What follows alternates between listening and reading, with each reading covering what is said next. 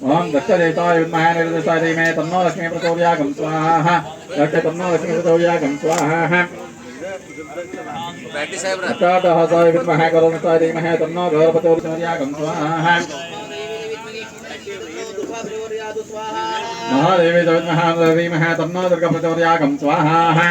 वीणापाणे विद्महे रौप्याय धीमहि तन्नो रौप्याय विद्महे गरुडाय धीमहि तन्नो कृष्ण प्रचोदयात् स्वाहा दिगंबराय विद्महे गरुडाय धीमहि तन्नो दत्त प्रचोदयात् स्वाहा त्रैलोक्यमोहनाय विद्महे दत्ताय धीमहि तन्नो कृष्ण प्रचोदयात् स्वाहा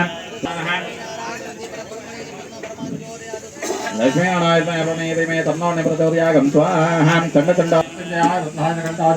महादेवे नमः स्वाहा लक्ष्मीनाय विद्महे वरदाय धीमहि तन्नो प्रचोदयात् स्वाहा लक्ष्मीकाय विद्महे लंबोदराय धीमहि तन्नो प्रचोदयात् स्वाहा